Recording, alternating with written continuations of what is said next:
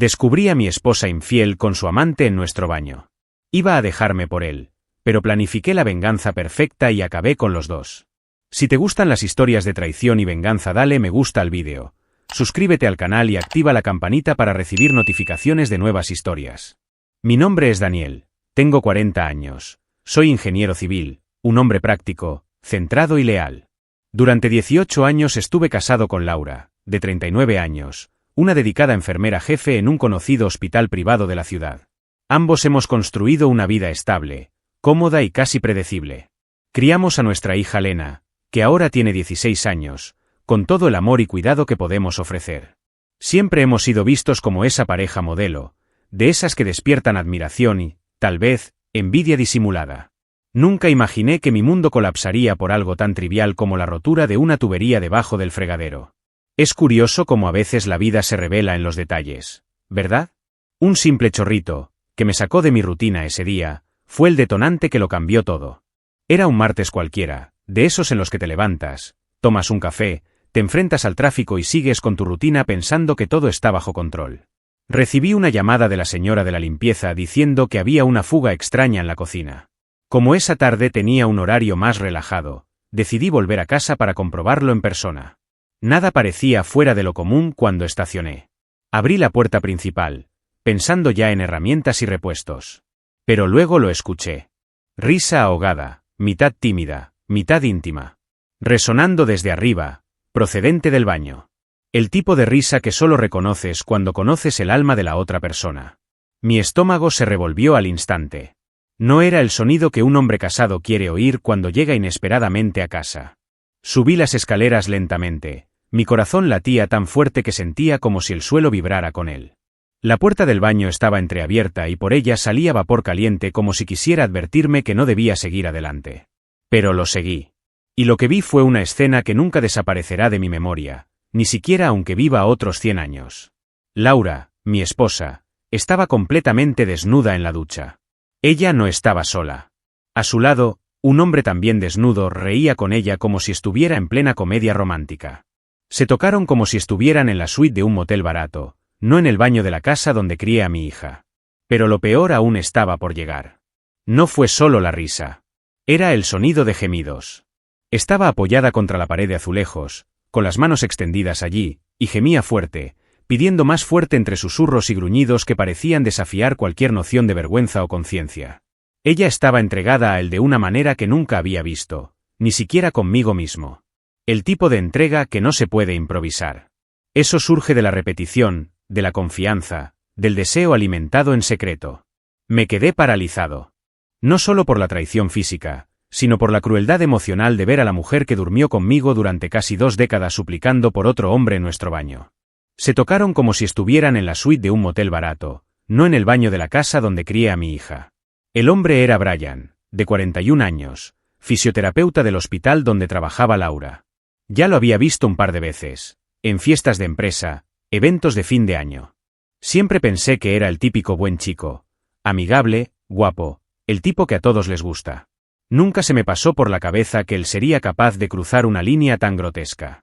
Mucho menos que mi esposa cruzara esa línea con él, de manera tan descarada, dentro del espacio más íntimo de nuestro hogar. La sensación era como si alguien hubiera clavado una daga en medio de mi pecho y, sin embargo, no podía reaccionar. Simplemente cerré la puerta, sin hacer ningún ruido, y bajé las escaleras en silencio.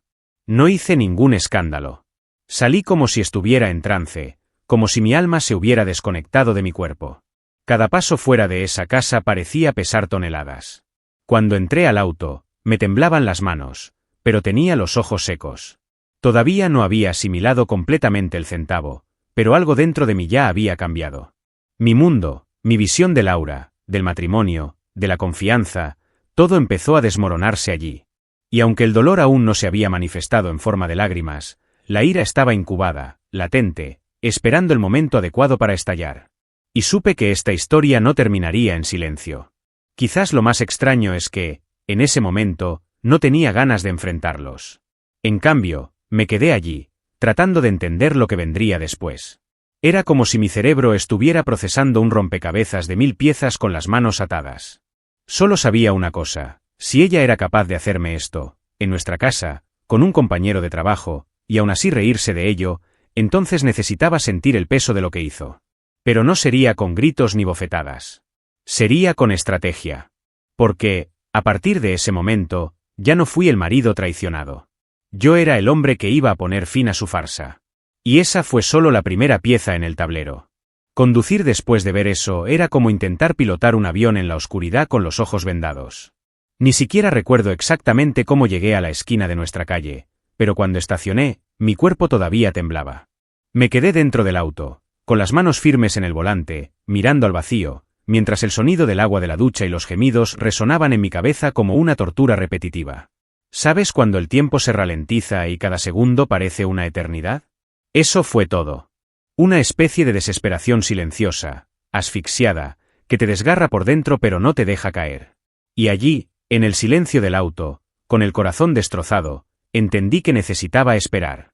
Espera y verás. Esperando entender hacia dónde iba esto. Pasaron unos 40 minutos hasta que se abrió la puerta principal. Allí estaban, Laura y Brian, riendo como adolescentes saliendo de un campamento secreto. Ella con el cabello aún mojado, él ajustándose el cuello de la camisa, los dos con ese aire de intimidad que solo existe en las relaciones que ya han traspasado todos los límites. Caminaron hasta su auto y se besaron. Un beso largo. Un beso de alguien que no tiene culpa, ni prisa, ni miedo. Un beso apasionado frente a la casa donde crié a mi hija, donde pasé noches sin dormir, alimentando fiebres y escribiendo informes de construcción con olor a café viejo. La misma casa donde, ahora, Laura hacía el amor con otro hombre. Apreté los puños con tanta fuerza que sentí que la piel de mis dedos tiraba. Pero no salí del auto.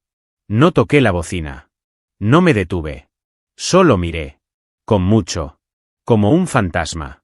Era como si estuviera muerta allí, viendo cómo mi propia vida era utilizada como escenario para una obra barata de traición y placer clandestino. Pensé en 1000 reacciones posibles. Irrumpir, gritar, golpear, filmar.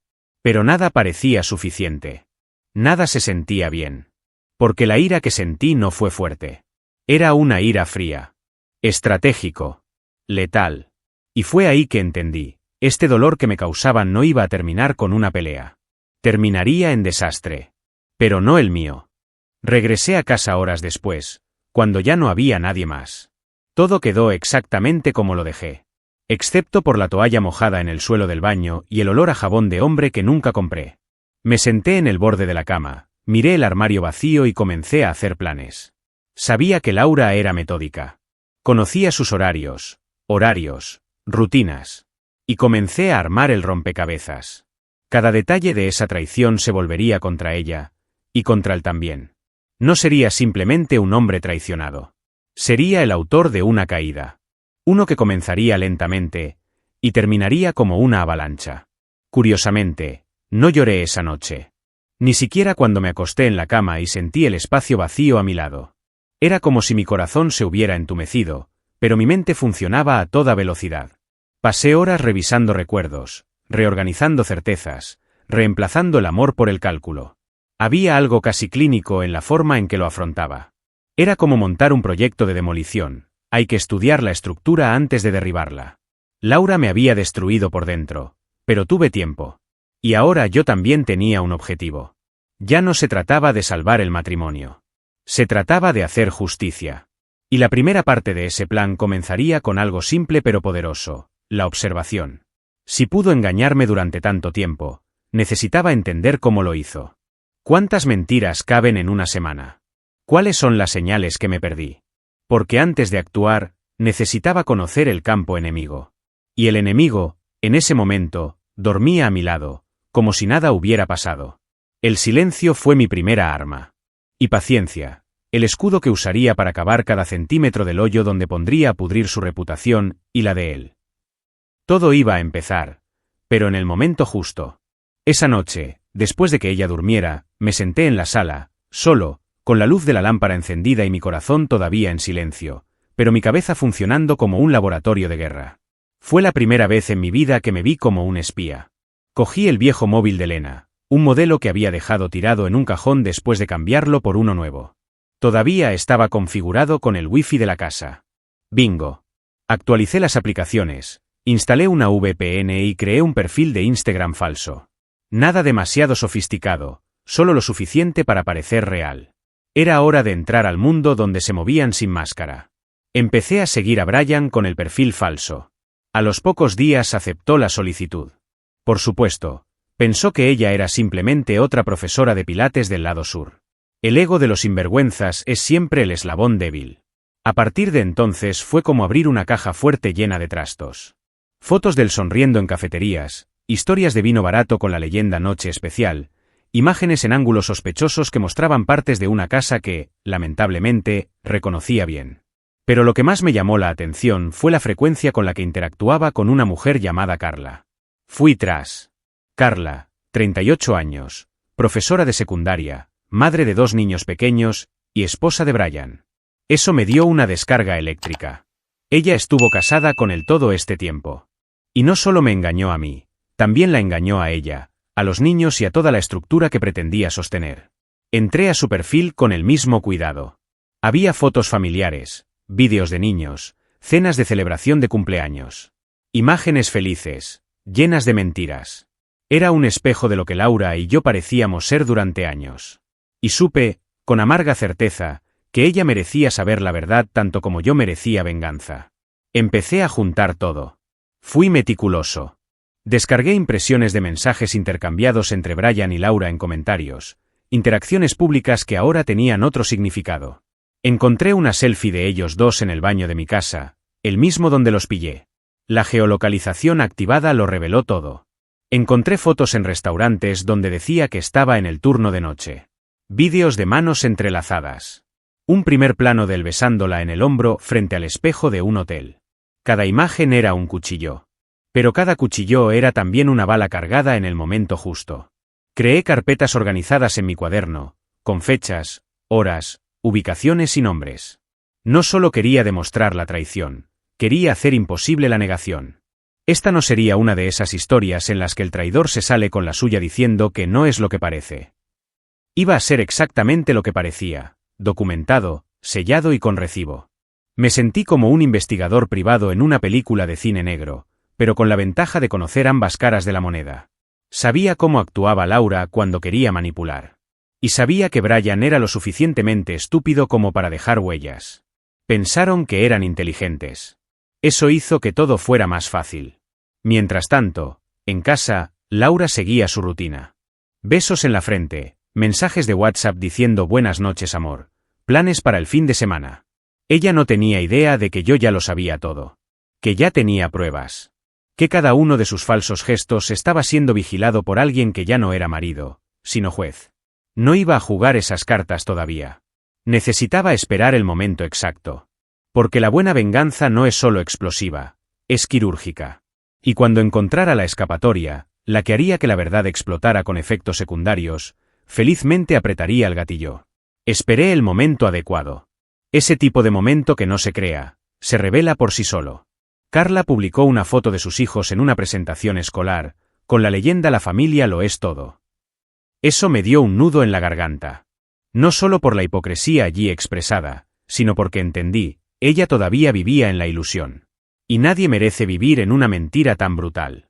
Así que respiré hondo, elegí las imágenes más impactantes, reuní las impresiones más comprometedoras y escribí un mensaje directo, sin florituras. No me conoces, pero pensé que merecía saber eso. Adjunté todo. Yo envié. Y esperé. A la mañana siguiente, estaba tomando café cuando mi celular vibró. Era un mensaje de Carla. Dios mío. Solo eso. Sencillo, crudo, devastado. Horas más tarde, la noticia corrió como la pólvora. Carla irrumpió en el hospital donde trabajaban Laura y Brian. No hizo ningún escándalo en el pasillo, no hizo ningún escándalo en la recepción. Fue directo al piso de administración, entró a la oficina de Laura sin pedirle permiso y le arrojó una taza de cerámica en la cara. El sonido de la porcelana al romperse fue tan fuerte que un interno grabó la escena. El vídeo se extendió como la pólvora por los grupos internos del hospital. Laura tuvo un corte profundo en la frente, recibió 8 puntos y salió del hospital directamente a la sala de emergencias. Citaron razones emocionales para justificar su destitución, pero todos sabían que la habían desenmascarado alto y claro. ¿La reputación de una santa dedicada a su profesión? Se desmoronó en menos de 24 horas. ¿El más irónico? La taza que le rompió la cara fue un regalo de la campaña de ética y conducta del hospital. Esto se convirtió en un meme entre los empleados. La humillación fue pública, sin posibilidad de defensa, sin lugar a mentiras. Brian, por otro lado, no tuvo el coraje de presentarse al día siguiente. Renunció repentinamente, sin previo aviso, y simplemente desapareció del radar. Sin publicación, sin explicación, sin perdón por las molestias. Corrió como una rata en un barco que se hunde. ¿Y Laura? Estaba llorando, encerrada en otra habitación del hospital que estaba en observación por el impacto en su cabeza, un silencio que parecía más bien un eco de su propia vergüenza. Por primera vez en casi 2 décadas, vi algo en su rostro que nunca antes había visto: miedo. Miedo a perderlo todo. Miedo a las consecuencias. Miedo de mí, tal vez. Porque ella lo sabía. Sabía que había dejado que eso sucediera. Que no paré. Que permití la caída. Me mantuve tranquilo. Observé todo desde lejos, como si hubiera sido un observador y no el arquitecto. Y, en cierto modo, eso es lo que quería. Que sentía como si el mundo se desmoronara sin saber de dónde venía el ataque. Porque su traición fue oculta, pero la exposición sería pública. Y no había nada que ella pudiera hacer para detenerlo. La reputación construida a lo largo de años quedó empañada con una simple secuencia de clics. ¿Y lo más dulce de todo esto? Ni siquiera fui yo quien tiró la primera piedra. Era la mujer a la que ayudó a traicionar. Y solo le entregué la cerilla para encender la mecha. La ironía de la vida es que a veces la justicia no proviene de las leyes, sino de las elecciones. Y sus decisiones por sí solas construyeron esta trampa. Saqué la alfombra exactamente en el momento adecuado. Y allí, con ella fuera del trabajo, con la frente cosida y los ojos hinchados de vergüenza, el juego empezó a cambiar para siempre.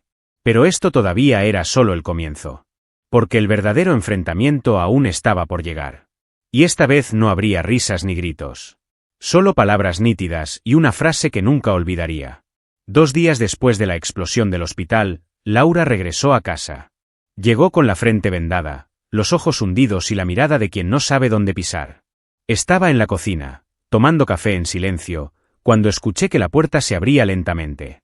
Caminó hacia mí sin decir nada durante unos segundos. Pareció buscar en mi rostro algún indicio de misericordia. No lo encontré. Cuando finalmente habló, su voz era ahogada, vacilante. Me pidió que hablara. Dijo que necesitaba explicarse. Solo asentí.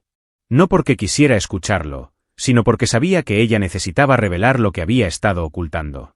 Y quería ver. Empezó diciendo que no planeó nada, que sucedió. Que se enamoró sin querer. Que Brian era solo un amigo al principio, alguien con quien hablaba sobre la rutina del hospital, sobre el estrés, sobre las presiones de la vida. Hasta que, según ella, la cosa se salió de control.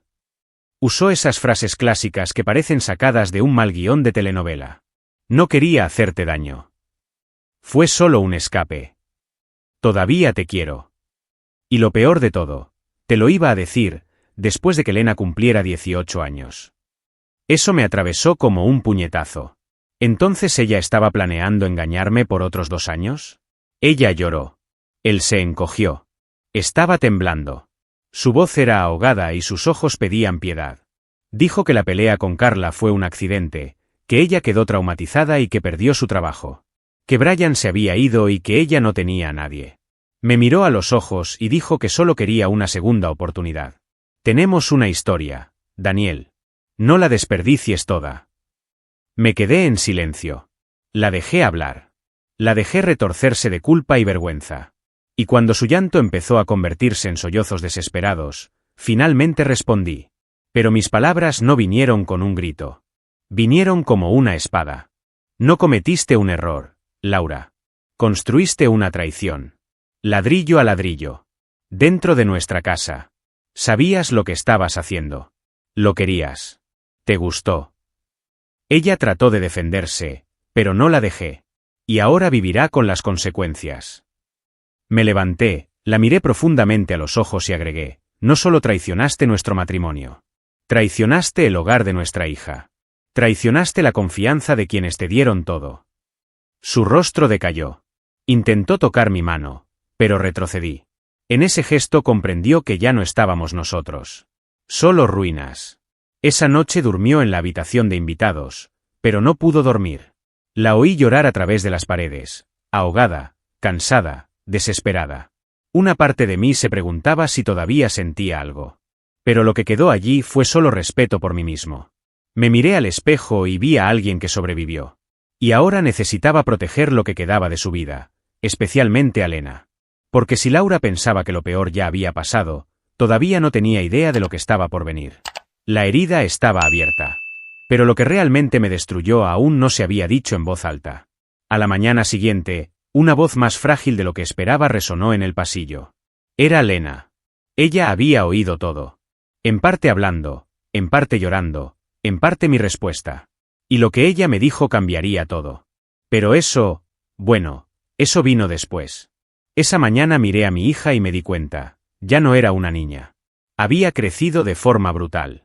Y ahora, tal vez, ya no estaba luchando solo por mi justicia. Yo también estaba luchando por la de ella. Esa mañana, Lena vino a verme. Estaba pálida, tenía los ojos rojos y respiraba entrecortadamente. Se sentó en el sofá lentamente, como si intentara encontrar palabras que aún no existían. El silencio entre nosotros fue el más pesado que jamás haya sentido. Hasta que ella habló. Su voz era baja pero firme, temblando por la emoción reprimida. Papá, quiero vivir contigo. Mi corazón se detuvo por un momento. No puedo mirarla sin enojarme. Ella nos traicionó. Y en ese momento comprendí que la traición de Laura había cruzado una línea que no se puede curar con terapia de pareja. Había llegado al alma de nuestra hija. Ver el dolor en los ojos de Lena fue mucho peor que todas las pruebas, vídeos o humillaciones. Ya no era una adolescente distraída por las redes sociales y las series. Era una joven herida que despertaba brutalmente al lado más podrido de la vida.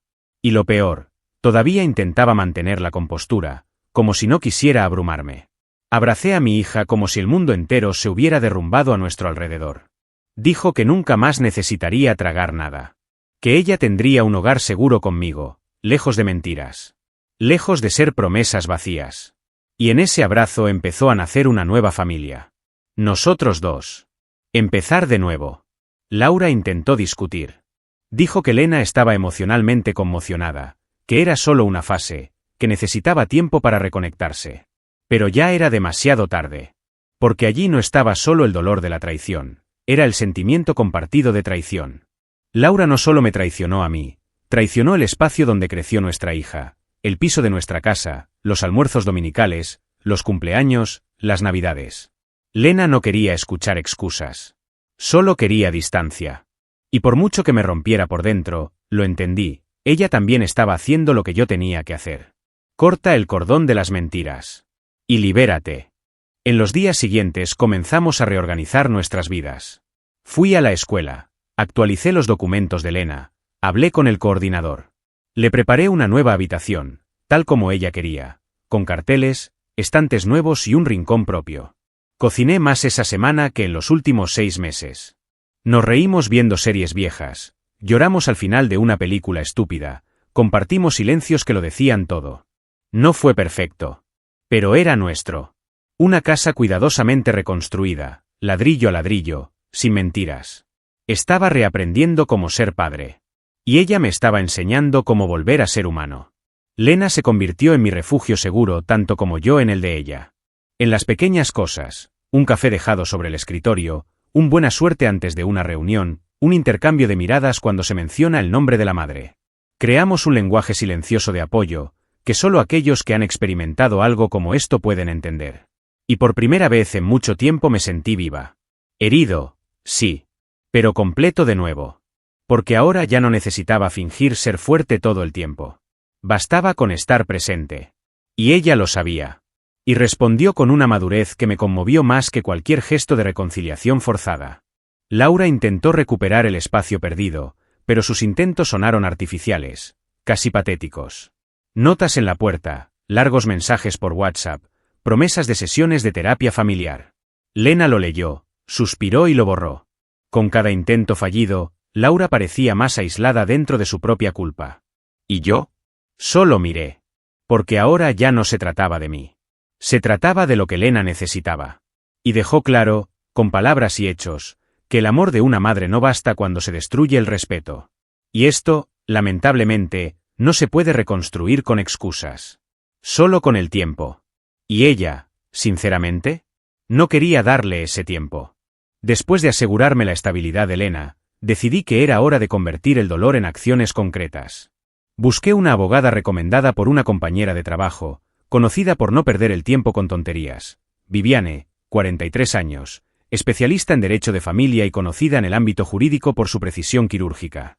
Tomé mi expediente completo, impresiones, vídeos, geolocalización, cronogramas, declaraciones. Hojeó todo tranquilamente y, al final, dijo: «Aquí tienes oro». Y así comenzó la fase más objetiva de mi venganza, transformar el caos emocional en estrategia legal. Porque traicionar mi corazón ya era bastante malo. Pero engañar a mi hija, esto tendría consecuencias legales. Lo primero que hizo Viviane fue pedir que se bloquearan inmediatamente las tarjetas de crédito compartidas. En 24 horas, Laura tuvo su acceso limitado a 1.500 euros mensuales, bajo la justificación de la reorganización patrimonial hasta el resultado de la separación. La sensación de verla suplicar una transferencia para pagar la factura del móvil fue, cuanto menos, satisfactoria. No por crueldad, sino por justicia. La misma mujer que gastaba dinero en cenas con su amante ahora tenía que pensárselo 2 veces antes de comprar un champú caro. Viviane fue implacable. Y yo, por primera vez, dormí con la sensación de que algo por fin estaba bajo mi control. La audiencia de custodia estaba programada para dentro de 2 semanas. Y Viviane preparó todo como quien prepara una guerra, con frialdad, hechos y estrategia. Presentamos las huellas de las conversaciones, los vídeos de la casa, la evidencia de que Laura mintió sobre los turnos de trabajo para encontrar a Brian. Y lo más importante, el testimonio de Lena. Ella tenía 16 años. Y según la legislación, tu voluntad cuenta, y mucho. Con voz firme y ojos llorosos, declaró que ya no se sentía segura con su madre. Que quería seguir viviendo conmigo. Que se sintió traicionada como hija, como familia. El juez escuchó en silencio. Y lo aceptó de inmediato. Laura intentó apelar. Dijo que fue un momento de debilidad, que la relación extramatrimonial no había afectado la maternidad. Intentó llorar, intentó aparentar arrepentimiento. Pero las pruebas hablaron con más fuerza. El juez no era ciego ni ingenuo. Y el rostro de Laura, aún con la cicatriz de la taza, parecía contener toda la ironía de su caída. Al final de la audiencia, perdió la custodia de Lena y su nombre fue eliminado de la cuenta conjunta. La sentencia fue leída con la frialdad típica del sistema judicial, pero para mí, era un poema. Un resultado tan limpio, tan justo, que casi no podía creer lo que estaba sucediendo. En los días siguientes, ella entró en negación. Dijo que apelaría, que era injusto, que la estaba castigando sin medida. No respondí. Porque en realidad ya no se trataba de castigo. Se trataba de reconstrucción. Y necesitaba que ella estuviera fuera de la ecuación para que eso sucediera. Ya no la odiaba. Tampoco le encantó. Ni siquiera pensé en ella como alguien con espacio en mi vida. Fue simplemente un recordatorio de lo que no se debe tolerar, de lo que no se debe olvidar. Y cada victoria judicial tuvo menos que ver con la venganza, y más con la paz. Viviane siguió ocupándose de todo con la precisión de un reloj suizo. Separación de bienes, definición de pensión, formalización de custodia. Mientras tanto, Lena y yo seguíamos con nuestras vidas, como 2 supervivientes reconstruyendo la casa tras el incendio. Con menos ruido, más claridad. Y, curiosamente, con gratitud. No por el dolor, sino por la oportunidad de empezar de nuevo. Porque en el fondo sabía que sin esa traición nunca habría descubierto lo fuerte que podía ser. Y cuánto necesitaba aprender a elegirme a mí mismo. Pasaron los meses. El caos había dado paso a una rutina extrañamente tranquila. Lena y yo nos estábamos adaptando bien, incluso con algunas cicatrices emocionales aún abiertas. Fue en ese momento cuando se le ocurrió una idea inusual. Papá, necesitas hacer algo fuera del mundo de los ladrillos. Busquemos un curso interesante para ti. Confieso que al principio me resistí. Pero terminé cediendo por pura curiosidad, o tal vez por cansancio. Por eso me inscribí en un curso de cerámica de 6 semanas en una escuela de arte cerca de casa. Yo, que siempre fui más concreto que creativo, me encontré rodeado de arcilla, torno y una extraña especie de paz. Ella apareció el segundo día de clases. Irene, 40 años, psicóloga, madre soltera de un niño de la edad de Lena. Llegó tarde, con el delantal todo sucio, riéndose de sí misma. Tenía modales ligeros, una risa fácil y una mirada como la de alguien que ha visto mucho, pero no ha perdido su dulzura. Nos sentamos en la misma mesa por casualidad. Y de casualidad también empezamos a hablar. Primero sobre el barro, luego sobre los adolescentes, luego sobre los dolores que no se comparten en la oficina. Ella me escuchó con una especie de atención que no había visto en años. Sin prisas. Sin juicio. Solo presencia. Los cafés después de clase comenzaron de manera informal, pero pronto se convirtieron en un hábito. Y cada conversación me hacía sentir algo que creía que había muerto junto con mi matrimonio: ligereza. Con Irene no tuve que explicar mucho. Ella entendió los silencios. Y cuando se reía de uno de mis chistes estúpidos, no era para complacerlo, sino porque realmente pensaba que era divertido. Fue diferente. Estaba limpio. Fue pacífico. Nada de esa tensión de conquista o juegos. Nosotros simplemente éramos. Y después de tanto tiempo de haber sido traicionada, desconfiada y vigilante, esto parecía un lujo casi increíble. Lena amó a Irene de inmediato. Los dos empezaron a hablar de películas antiguas, de psicología, de libros. Fue hermoso ver a mi hija abrirse nuevamente, confiar en otra figura femenina sin cargar con el peso del dolor. E Irene, a su vez, nunca intentó ocupar el espacio de nadie. Ella solo se acercó con amabilidad y verdad. A veces los miraba a los dos riéndose juntos y me preguntaba si merecía todo eso. Después de tanta suciedad, finalmente había encontrado algo limpio. Y ni siquiera tuve que mirar. Solo necesitaba estar dispuesto a permitirme algo nuevo. No fue amor con los fuegos artificiales. Era un amor acogedor, con olor a café recién hecho y risas tranquilas después de clases. Algo que no gritaba, que no hacía promesas grandiosas, pero que se instauraba en la vida cotidiana. Yo, que creía que mi historia estaba cerrada, comencé a escribir un nuevo capítulo con la ligereza de quien reaprende a vivir. No fue un reemplazo. Fue un renacimiento. Y cada vez que veía a Irene interactuando con Lena, sentía algo que no podía nombrar. Simplemente sabía que era bueno. Por primera vez quise planificar el futuro sin miedo. La cerámica se convirtió en terapia, el curso se convirtió en rutina, e Irene se convirtió en amor. Natural, sin manual. Ella me mostró que el amor puede ser tranquilo y al mismo tiempo transformador. Y allí, entre arcilla, silencio y complicidad, entendí: la vida puede destruirte, pero también puede ofrecerte nuevas posibilidades en los lugares más insospechados. Solo era cuestión de no cerrarse al mundo. Y acepte que, a veces, un nuevo comienzo llega con las manos manchadas de arcilla y una sonrisa sincera desde el otro lado del banquillo. Un año después de aquel primer encuentro entre arcillas y chistes improvisados, ya lo sabía. Irene era la pieza que faltaba en mi rompecabezas, no para completar a alguien, sino para recordarme que nunca estuve destrozada. Fue un domingo tranquilo, entre una feria de barrio y un tranquilo paseo, que paré en una tienda de antigüedades. Una discreta subasta, una caja de madera tallada, y ahí estaba, un anillo antiguo, del siglo XIX. Su sencillez me conmovió. Elegante, pero no ostentoso. Discreto, pero lleno de historia. Fue perfecto para ella. Lo guardé durante meses hasta que estuve seguro del momento. Y llegó el momento con una cena sencilla, casera, con vino barato y luces tenues. Sin público, sin espectáculo. Solo ella, yo y esa calma que siempre nos rodeó. Cuando le entregué la caja, Irene me miró como si ya lo supiera. Y cuando dijo sí, sus ojos se llenaron de lágrimas, pero sin dramatismo, solo verdad. Fue un sí con raíces. Un sí que llevó todo lo que vivimos y todo lo que superamos antes de encontrarnos. Había renacido. Y ahora podría elegir amar de nuevo. Pero esta vez, con los pies en la tierra, y el corazón alegre. Lena fue la primera en saberlo.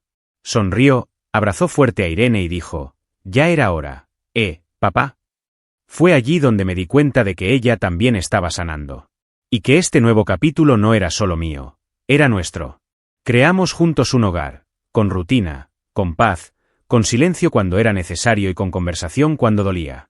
Irene aportó a nuestro hogar algo que hacía mucho tiempo faltaba: estabilidad emocional. Y aunque la herida de la traición nunca desaparecerá del todo, solo se ha convertido en una cicatriz. Una marca de guerra. ¿Quién me enseñó a ser mejor? Para mí y para quienes estuvieron a mi lado. Laura, en cambio, siguió un camino muy diferente. Vive sola, lejos de Lena, todavía con la cicatriz en la cara, un eterno recordatorio del día en que explotaron sus mentiras. Intentó recuperarse profesionalmente, pero el vídeo de la taza la sigue como una sombra. ¿Brian? Desapareció del mapa. Carla se divorció de él y, según escuché de terceros, se quedó prácticamente con todo: casa, auto, custodia de los niños. Justicia poética en su forma más cruda. Jugaron con fuego. Y ardieron juntos. Mientras tanto, seguí con la conciencia tranquila y el corazón en paz. Pero el universo parece haber reservado un acto final más para Laura. Me enteré por un excompañero de trabajo suyo que, meses después, vieron a Laura en un restaurante mediano, tratando de mantener cierta apariencia de normalidad. Carla también estaba allí, y todo lo que hizo falta fue una mirada de reojo para que todo saliera mal. Carla la atacó y esta vez la pelea fue fea. Laura se cayó, se fracturó la pierna en 2 lugares y necesitó cirugía. Le insertaron una placa de metal, le salió otra cicatriz y tuvo dificultades para caminar, por lo que requirió el apoyo de un bastón. A día de hoy sigue en tratamiento de fisioterapia para intentar recuperar la movilidad completa. El precio de la farsa se convirtió en castigo físico. A Carla se le ordenó pagar los costos médicos del tratamiento de Laura. ¿Y sabes lo que dijo en el tribunal? Que con mucho gusto pagaría. Nada me da más satisfacción que haber dejado a Laura con la cara fea y cojeando. Esas palabras resonaron en mi cabeza durante días. Porque, a pesar de todo, nunca le puse un dedo encima a Laura. Pero saber que el destino y una mujer traicionada se estaban haciendo cargo del trabajo sucio, bueno, no voy a mentir, me dio cierto alivio. Y mientras la cojera de Laura se convierte en el nuevo tema en los pasillos del hospital, yo sigo aquí, viviendo. En paz. Enamorado. En justicia. Deja tu opinión en los comentarios, dale me gusta al vídeo y suscríbete al canal para recibir notificaciones de nuevos vídeos, y también ayudarnos a llegar a más personas y formar una comunidad. Disfruta y mira una de las historias que van apareciendo a continuación sobre nuevas denuncias de traiciones y venganza. Hasta la próxima.